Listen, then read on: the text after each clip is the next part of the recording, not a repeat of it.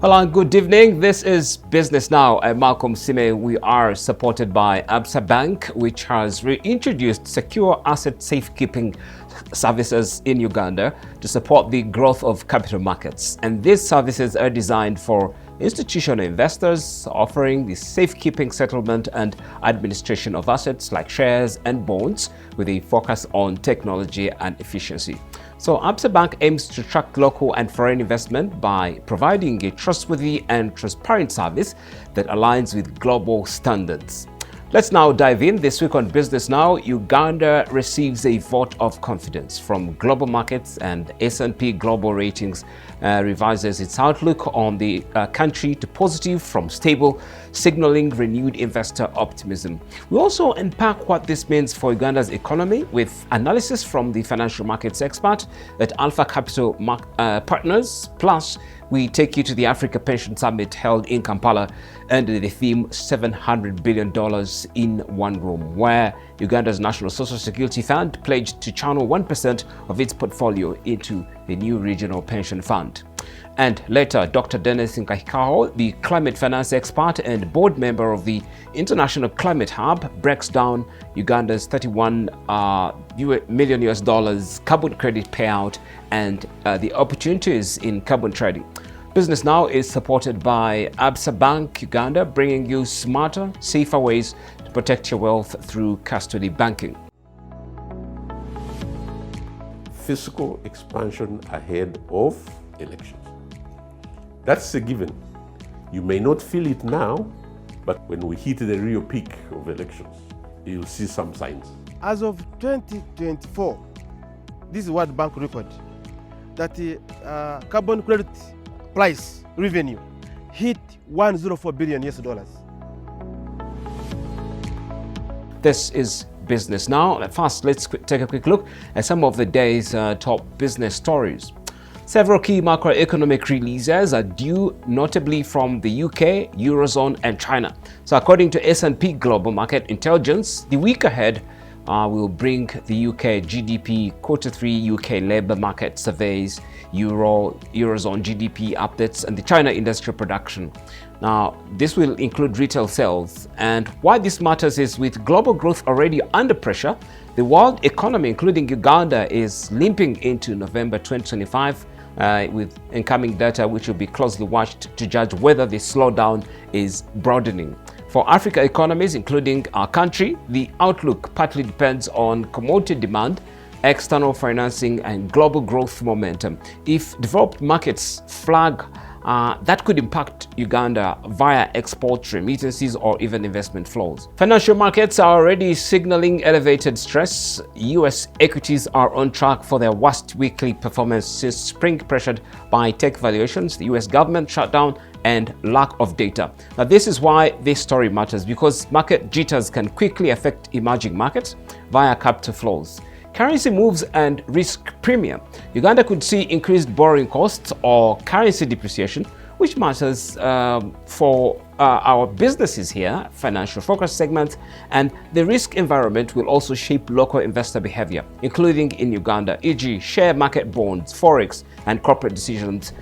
Investments could be postponed, tighter budgets, and for us, this is a timely concern. But what should Uganda's businesses do, I beg your pardon, in a shaky global risk climate? That answer comes up in all the stories across global markets. This is Business Now. Now, S&P Global Ratings has revised Uganda's outlook to positive from stable, citing improved fiscal discipline and economic recovery momentum, with real GDP growth averaging 5.6% over fiscal years 2022-2025, which ended June 30th, 2025. Favorable terms of trade, alongside strong portfolio flows and foreign direct investments, have helped boost Uganda's foreign exchange reserves. Now, analysts say the move could lower the country's borrowing costs and attract long-term investors. We speak to Alpha Capital Partners Managing Director for a deep dive into what the update means for the shilling, the bond market, and Uganda's growth prospects. The actual timing of this is quite interesting. When you look back a year, about just over a year ago, Uganda was downgraded by two rating agencies. Moody's started it in April 2024 by dropping Uganda from a B2 to a B3. Come August 2024, Fitch dropped us with on a B, from a B plus to a B minus, however with a positive outlook. It is from that time when the outlook was a little bit grim. They are not very clear on how the country was going to play out in terms of debt situation and the fiscal side of things. Because what anchored those downgrades was the diminishing ability for the country to be able to handle their obligations in terms of debt. So they saw a very constrained fiscal space, and there were no indicators that this could improve very quickly. So come 14 months later, things have changed. Several drivers on the upside. One is improved fiscal space in terms of the resumption of the concessionary lending by the World Bank. I think that is a very key factor. Last year, we were dealing with suspension. Right now, World Bank has come back. So that eases the fiscal side of things. Coupled with the whole issue of improved forex reserves, we are now trending at a record high in terms of national reserves in forex, hovering around $5 billion, which has never been the case. Last year, we are down to about three and a half. So huge improvement. Now, what that speaks to is improving the country's ability to be able to service its obligations. So there is a lot of headroom in terms of that. So that eases the pressure. So the whole point of diminished capacity has been taken away. Then the third driver, which is also very key, is the anticipated oil production that should kick in late 2026, early 2027. So in terms of projections, that could open up a resource envelope of about $2 billion going forward. So if you get that shot in the arm, it improves government revenues. So the outlook is quite positive. Now, when you look at the downside of this particular rating, of course there are potential risks. One, fiscal expansion ahead of elections. That's a given. You may not feel it now, but as we peak closer to the end of November into December, when we hit the real peak of elections, you'll see some signs. Now, that's one concern that the rating agencies have flagged. The other issue is still we are dealing with elevated levels of debt. Well, we have adequate capacity to service, but debt levels are increasing because government is taking on commercial loans at commercial rates. But also, if you look at the last 12 months, government has been relying on domestic financing or raising domestic debt, which is expensive to be able to meet their revenue shortfalls. That is also a concern going forward. It must be checked. But if you take the total sum of all this, it's really good news because it comes at a time when we are very close to the elections, and there are certain things that are expected. One is that government is completely off its economic path ahead of elections. One is investments are discouraged because everybody waits until elections have passed. So it's the wait and see game. The other issue is the political risk, the uncertainty about the outcome.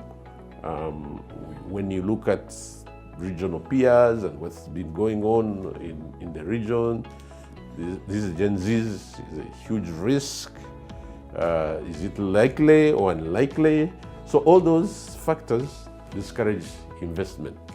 But this upgrade coming at this time, like I said, is excellent news because most of our peers are having a rough time in terms of economic management. So this is good. The challenge is, however, given the downside risks that have been expressed, is how do you maintain the momentum going forward post the election period. So that's what it is. But again, I think we have to say that the outcome of this has a number of other benefits that come along with the likely lowering of borrowing costs, because once you have a better credit rating, you can be able to attract better interest rates when you are borrowing from international markets. Government over the last couple of years has been forging ways to have an inclusive, all-inclusive growth where it's all-inclusive. I think, to me, one of the things that will create a big impact and change is this oil thing. It's been silent, but I can see that going forward, this will bring us closer to inclusive growth. Because when you see the involvement of Ugandans in this sector. Now, the Africa Pension Summit convened in Kampala this week under the theme $700 billion in one room, gathering fund managers, regulators and policymakers from across the continent. Uganda's NSSF pledged to invest 1% of its portfolio into regional pension funds to strengthen cross-border investments and deepen capital markets integration. According to the managing director, collaboration could unlock Africa's vast pool of savings for infrastructure and green investments. Here now is Patrick Kayota. What's interesting is we are not islands. If you look at me as Patrick, I'm limited to what I know. I'm limited to what I can do. But if I bring you in the room, now you bring different resources, different skills, different networks. And as long as we are aligned, now your skills and my skills converge to help us get there. So a room like this brings different players with different levels of networking, different connections they have, allows us to tap into the vast resources that is needed actually to move the needle, because the needle cannot be moved by one person. Yeah, when you look at what we've actually done so far, there's a lot of conversation going on here, even today. All the reason why we set up where people can go out and talk, where people are asked to meet other people without even us organizing that. We've got yesterday, I don't know whether you heard that, we got the pension fund from East Africa making a commitment that we're going to pool some of our resources together so that beyond here, we know that at least 6 pension funds will pool the resources together and maybe raise close to $400 million. Now, then you use that $400 million to raise other money for the development you want to do in the region. When you're having this conversation, then you realize that actually, you know what? We're looking at the same problems. Maybe the solution you're looking for in your home will work also in my home. Maybe the solution you're looking for in this generation will help the next generation solve certain problems.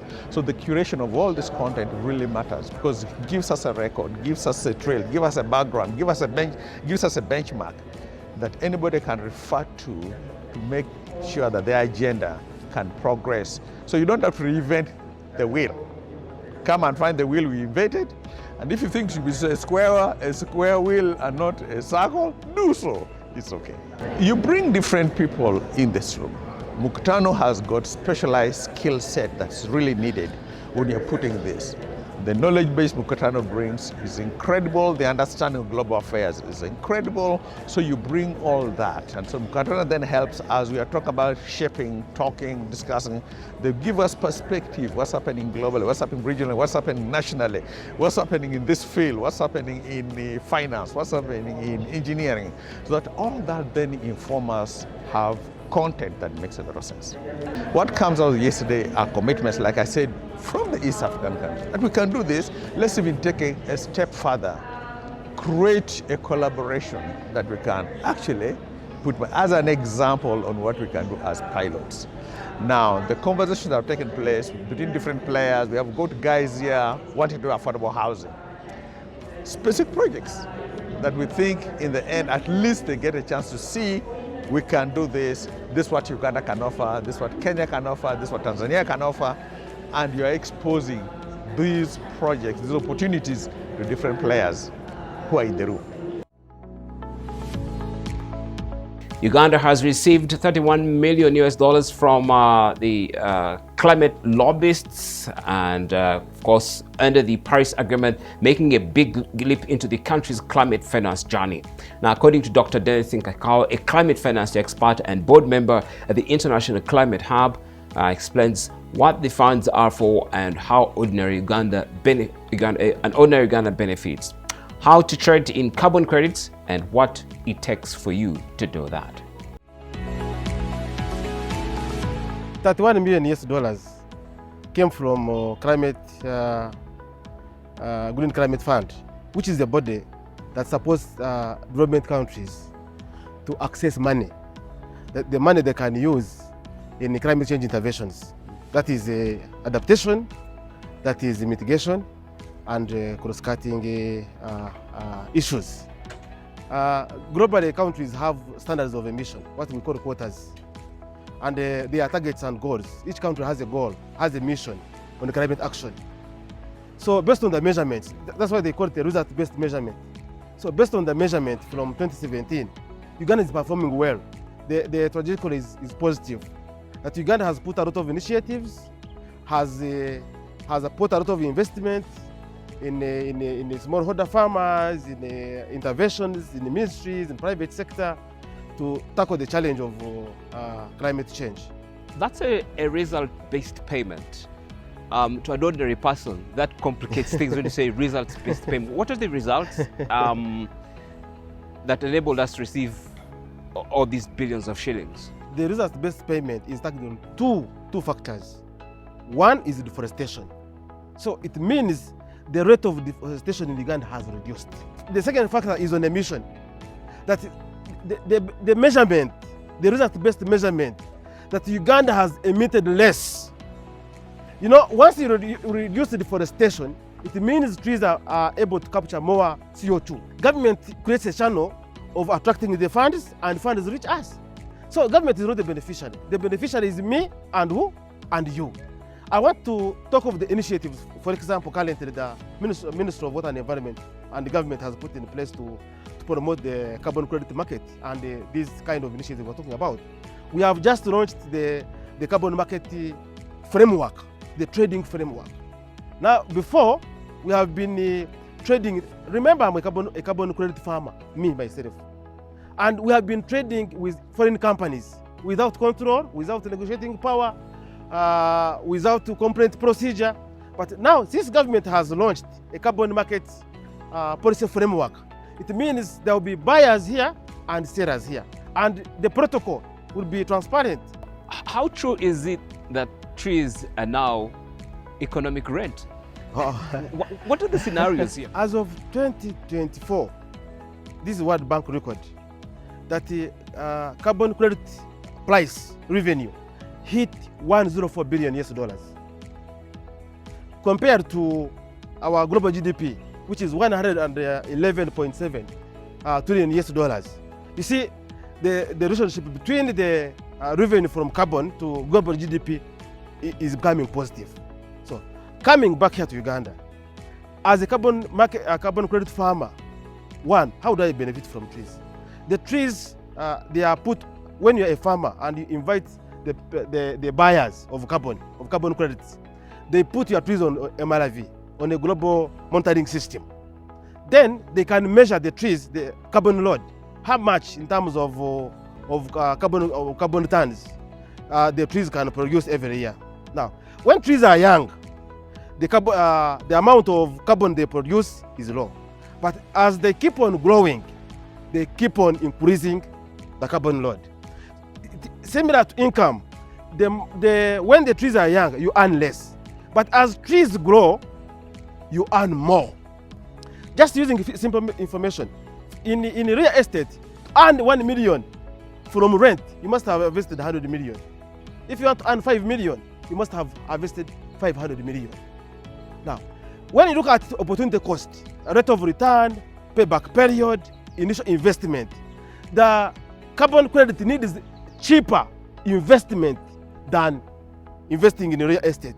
Number two, carbon credit brings money consistently. Once you have been put on the global trading system, today, you will trade until you die. Then you pass over the trees to your children. The children pass over the trees to your grandchildren.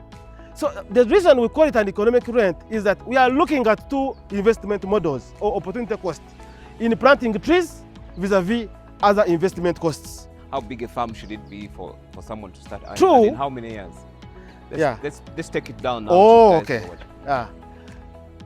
For a person to get into carbon trading system, you need 1 acre of land, which occupies around 500 trees.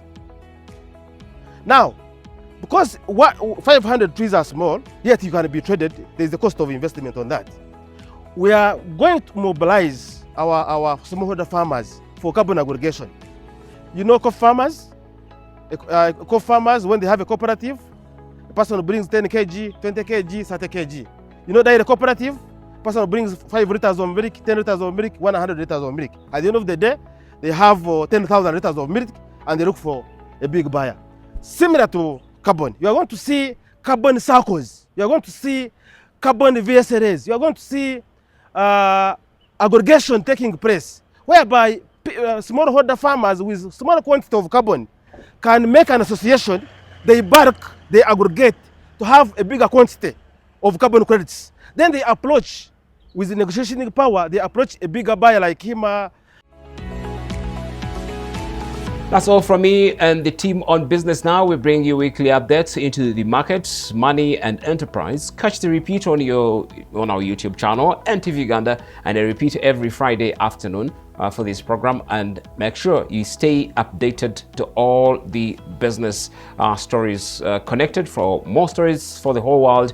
And of course, with our partners, Absa Bank. Subscribe to NTV Uganda YouTube channel and follow me at Malcolm Sime on X for daily updates, for deeper regional analysis. You can also read the Daily Monitor, Business Daily Africa, Daily Nation, and the East African, your trusted sources for all-round business news. This is Business Now, and next up is NTV Tonight.